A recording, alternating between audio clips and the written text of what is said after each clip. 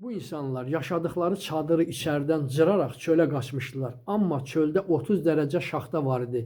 Bəs bunu etməyi bu insanlara nə məcbur etmişdi? 1959-cu il fevral ayının 1-i 2-sində Sovet İttifaqında 9 nəfərdən ibarət olan dağçı qrupu növbəti yürüşlərini həyata keçirmək üçün Ural dağlarına səfər eləyirlər. Qrupun rəhbəri 23 yaşlı gənc radiomühəndis İqor Dyatlov idi. Onlar geri qayıtmaqları haqqında heç bir xəbər vermirlər və beləliklə də axtarış qrupu yaradılır və axtarış qrupu bir neçə gündən sonra onların çadırlarını aşkar eləyir. Əsl şok da onda yaşanır. Çadır içərdən cırılmışdı. Ayaq izləri vardı. Bəzi izlər ayaqyalın idi. Onlar yarıçılpaq vəziyyətdə çölə qaçmışdılar. Nazik geyimlərdə bəzən insanlar olmuşdu. Bəzi cəsədlərin qabırğaları qırılmışdı.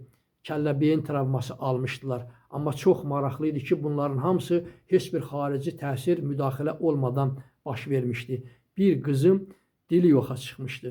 Müəyyən versiyalar üzərində dayandılar. Qar uçqunu, raket sınaqları, şüalar, infrasəslər, yad planetlər. Amma bunların heç biri yetərli olmadı və uzun müddət bu hadisə SSR-də gizli saxlanıldı və 1959-cu ildən bəri Dyatlov faciəsi kimi tarixə düşdü.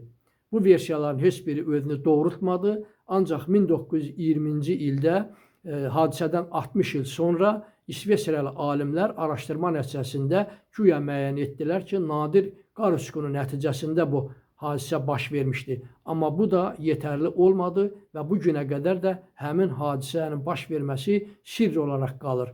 Belə videoları maraqlıdırsa kanalıma abunə olun.